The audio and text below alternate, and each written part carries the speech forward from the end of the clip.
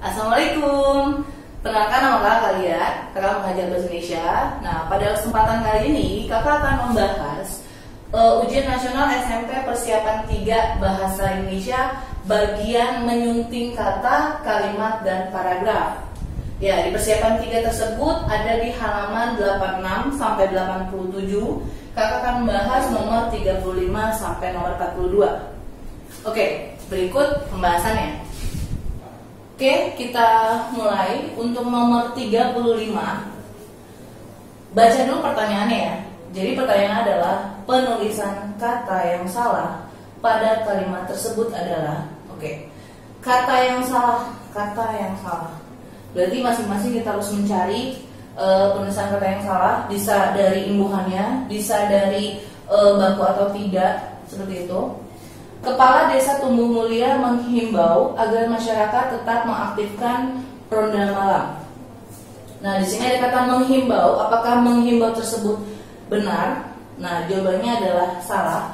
Kenapa? Karena menghimbau ini kata dasarnya adalah imbau.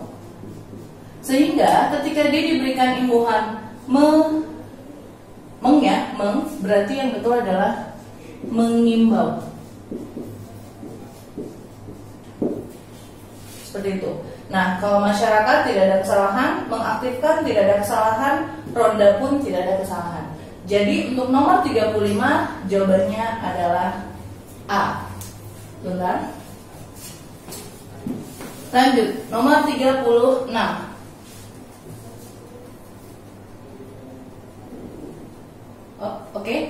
Nomor 36. Pertanyaannya, kalimat yang tidak padu pada paragraf tersebut ditunjukkan oleh kalimat berangka 1, 2, 3, atau 4. Apakah kalimat tidak padu? Kalimat tidak padu berarti kalimat tersebut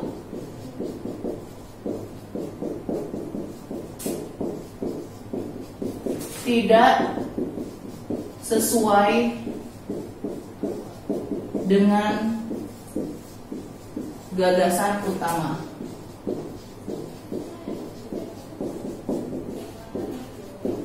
Atau tidak nyambung.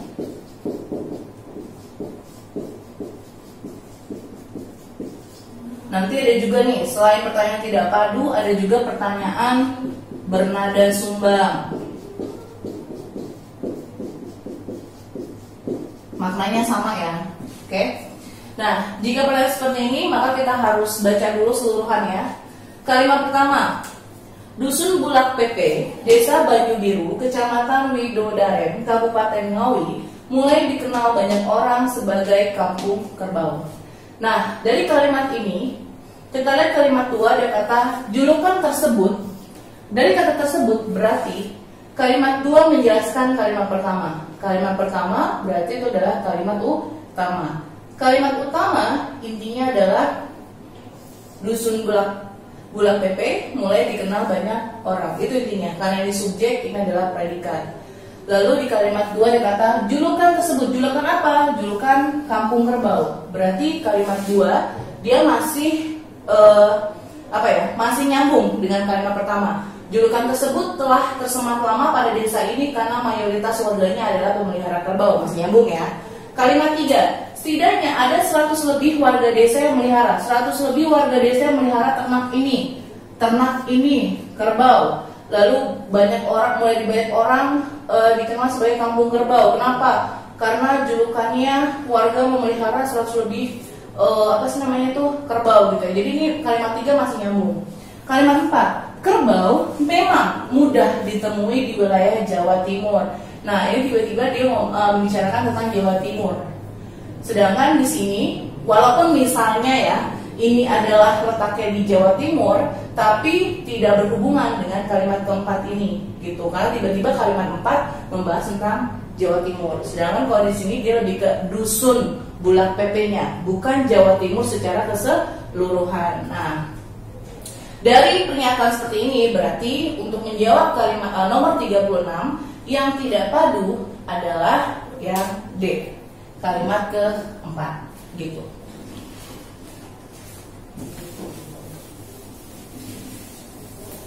Oke, Kita lanjut, nomor 37.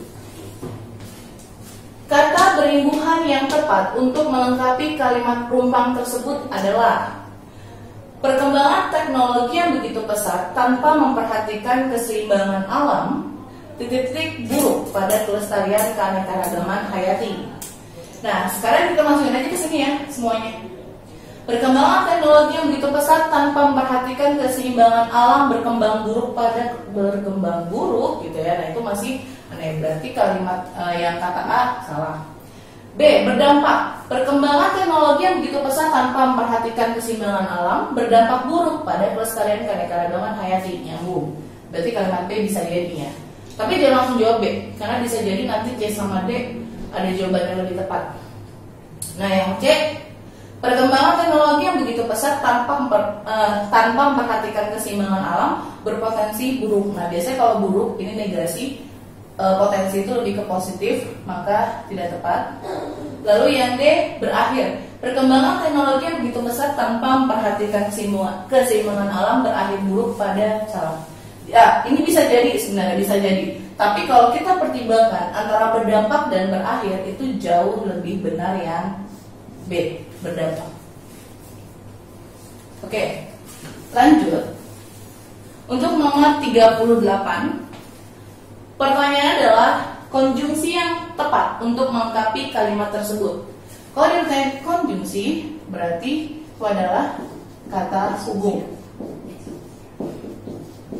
Kata hubung yang tepat untuk melengkapi kalimat tersebut. Rani tidak hanya cerdas, titik-titik juga senang menolong. Nah, ini sebenarnya sering sekali ditanyakan ya. Sering sekali ada pertanyaan ujian nasional seperti ini. Kalau misalnya kalian menemukan tidak seperti ini, berarti kita bicara tentang konjungsi korelatif.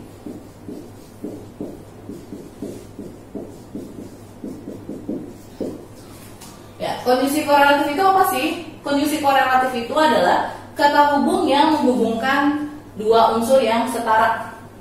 Atau kalau misalnya kita mau gampangnya mengingat, korelatif, korelasi. Jadi sebenarnya ada kata hubung lebih dari satu dalam satu kalimat, dia memiliki hubungan yang saling dekat gitu. Jadi kalau misalnya ada konjungsi ini, dia harus ada kata ini seperti itu. Nah, yang paling sering keluar adalah kalau di depan ada kata tidak, pasangannya adalah tetapi. Kalau ada kata bukan, pasangannya adalah melainkan. Jadi jangan melulu menggunakan kata tetapi. Kalau depannya bukan, pasangannya melainkan. Bukan bla bla bla, tetapi bla bla bla, salah. Bukan itu pasangannya dan melainkan. Tidak pasangannya dengan tetapi. Nah, kalau misalnya ada kata hanya di sini, ya. Jadi di sini ada kata tidak hanya, tetapi tambahkan kata juga. Bukan hanya, tambahkan melainkan juga. Seperti itu. Jadi kalau misalnya kita lihat dari kalimat ini, jawaban yang benar adalah A, yaitu tetapi. Rani tidak hanya cerdas, tetapi juga senang menolong. Ya, jadi untuk di nomor 38 jawabannya adalah yang A. Lanjut nomor 39. Perbaikan istilah yang bercetak miring pada kalimat tersebut adalah digeser. Oke. Ini kursornya digeser. Ya. Nah, untuk nomor 39, perbaikan istilah yang bercetak miring. Bercetak miring di situ adalah vegetasi ya. Vegetasi itu maknanya adalah kehidupan dunia tumbuh-tumbuhan.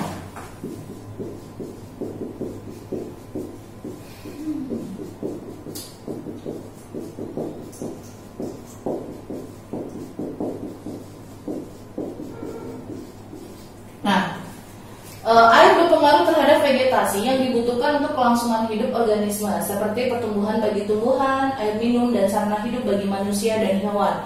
Nah, kalimat di situ salah. Kenapa? Karena vegetasi itu hanya kehidupan dunia tumbuh-tumbuhan.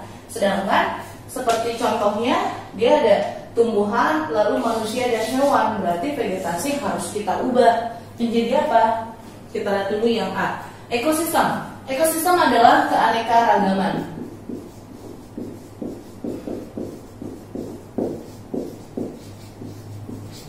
Sedangkan populasi itu adalah sekelompok orang atau benda.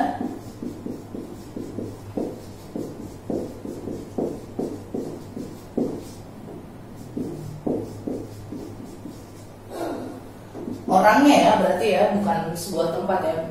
Lalu ekologi itu adalah ilmu yang mempelajari. Sedangkan kalau habitat itu adalah tempat tinggal.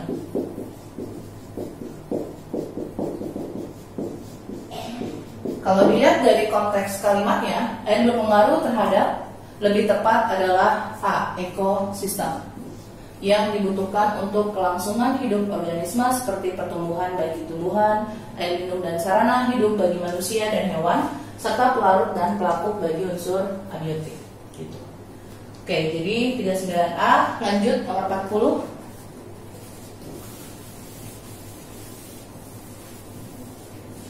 Nomor 40. Pertanyaannya adalah perbaikan kalimat 6 agar teks tersebut padu adalah, oke, ada 6 kalimat ya.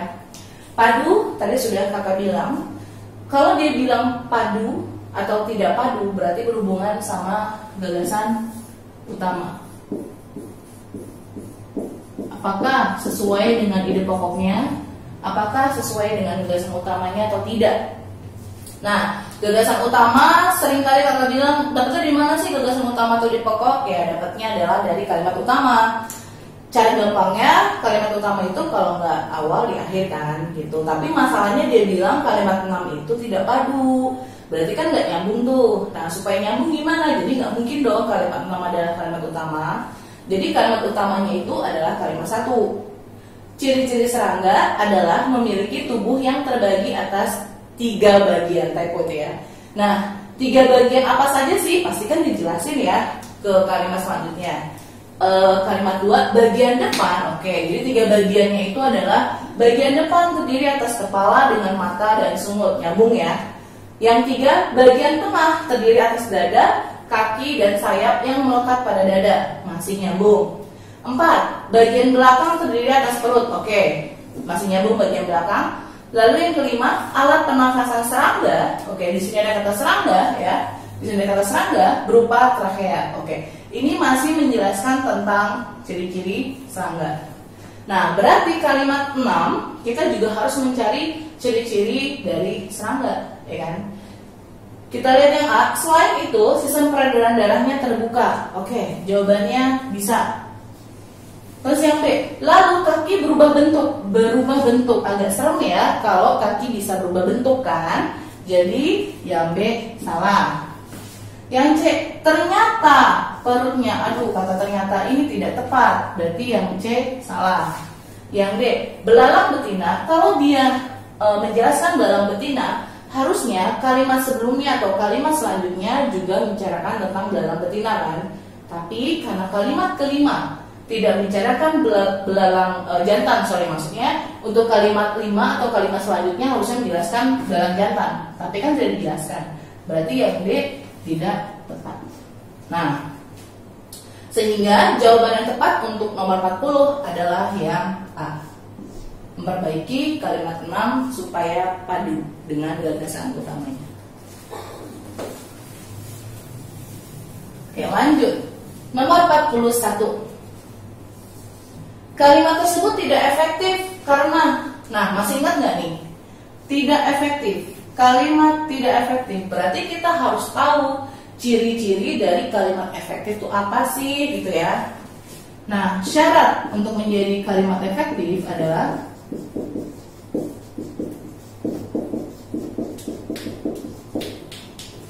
yang pertama, kita kalau ngomongin kalimat nggak jauh-jauh dari strukturnya ya.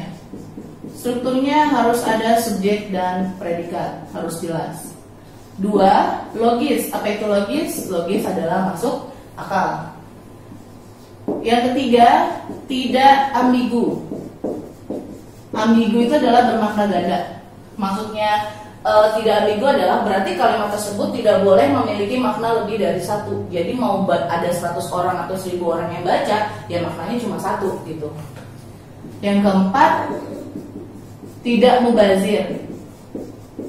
Apa itu mubazir? Mubazir itu adalah berlebihan, alias penggunaan kata yang seharusnya tidak perlu disebutkan karena orang juga sudah mengerti, tapi semuanya masih disebutkan. Nah, itu namanya mubazir, berarti kalimat tidak efektif. Nah, sebuah kalimat efektif tidak boleh mubazir. Terus yang kelima adalah paralelisme.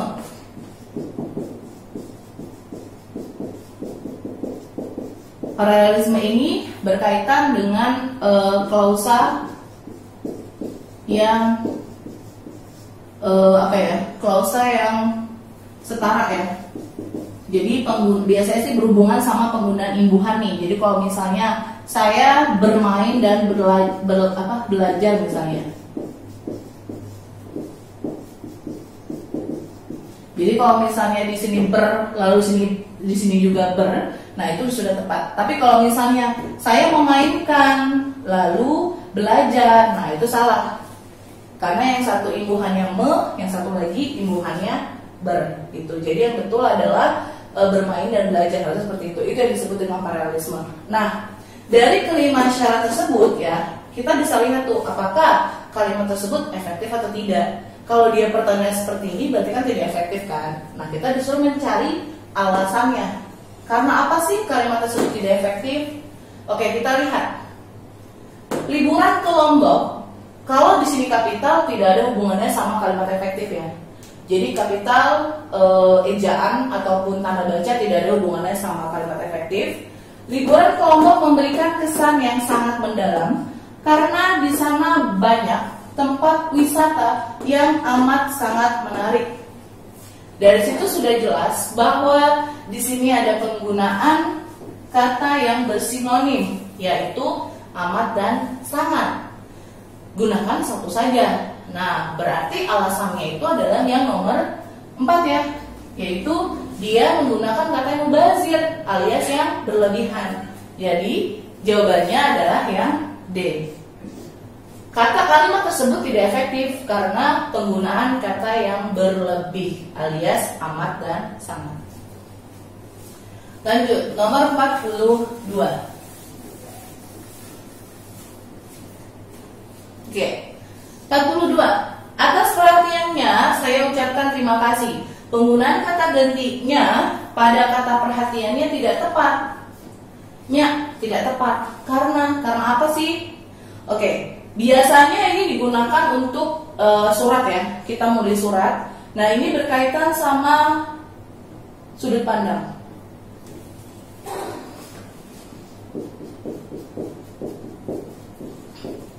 Sudut pandang, ada sudut pandang orang pertama, sudut pandang orang kedua, sudut pandang orang ketiga. Untuk mengetahui penggunaan sudut pandang, yang kita lihat adalah dia menggunakan tokoh siapa gitu. Jadi kalau misalnya kita baca sebuah cerita atau narasi, lalu di luar dialog, di narasinya tersebut ada kata saya atau aku, berarti dia menggunakan sudut pandang orang pertama. Nah, sedangkan kalau misalnya nih, ada saya nih, ada aku, tapi ada kata kamu, terus engkau misalnya ya kan? Atau Anda misalnya, Anda. Nah, itu juga termasuk orang kedua. Kalau misalnya tokohnya tidak ada saya, tidak ada kamu, adanya adalah nama tokoh atau kata ganti. Dia, ia, atau nya. Berarti menggunakan sudut pandang orang ketiga. Nah, ini kan menulis surat. Ketika kita menulis surat, pasti nggak ada dialog. Kalau nulis cerpen ada, tapi kalau nulis surat atau kita nulis WhatsApp lah ke teman gitu ya. Ternyata di WhatsApp itu kita menggunakan kata kamu, engkau, Anda. Nah, berarti memang untuk menulis sebuah surat menggunakan sudut pandang orang kedua. Orang kedua ya. Orang kedua Apakah menggunakannya? Salah. Nya itu digunakan untuk orang ketiga. Jadi seharusnya ini diganti, bukan atas perhatiannya, melainkan atas perhatian Anda atau saudara atau bapak atau ibu. Karena ini menyapa langsung ke orang yang bersangkutan. Seperti itu. Jadi nomor 42 itu kesalahannya Dinya karena menggunakan sudut pandang orang ketiga, seharusnya menggunakan sudut pandang orang kedua. Nah, kita cari nih alasannya apa. Yang A, kata gantinya tidak dapat digabungkan dengan kata perhatiannya. Salah. Harus, kalau misalnya memang ini menggunakannya, ya dia tidak bisa berdiri sendiri. Nya itu harusnya digabung, ya. Yang B, penulisan surat menggunakan sudut pandang orang kedua. Betul. Sedangkan kata gantinya merupakan sudut pandang orang ketiga. Betul. Oke. Tadi kalau yang A salah, yang B betul. Sekarang kita lihat yang C. Penulisan kata gantinya menggunakan tanda hubung sebagai perangkainya. Harusnya seperti itu katanya. Nah, ini salah. Yang D, penulisan kata gantinya menggunakan huruf kecil padahal pengganti ketuhanan. Oh tidak ya, masa atas perhatian Allah gitu ya, ke Tuhan. Nah, berarti yang D juga salah. Jadi bisa disimpulkan bahwa nomor 42 jawabannya adalah yang B. Oke. Jadi berkali-kali kakak katakan bahasa Indonesia itu memang kadang pilihan ABCD-nya itu bisa sama ya. Misalnya kan sudah yakin, aduh saya kayaknya perasaan saya udah ngerjainnya bener ya, tapi kenapa nilai saya jelek? Karena memang kita memilih jawaban dari beberapa jawaban yang paling tepat dari beberapa jawaban yang benar gitu. Jadi harus benar-benar dilihat lagi. Oke lanjut, sudah ya. Jadi segitu ya. Jadi intinya adalah untuk bahasa Indonesia baca dulu pertanyaannya, kemudian baru kalian baca konteksnya apa, konsep pertanyaannya apa, baru kalian baca kalimatnya yang dimaksud apa.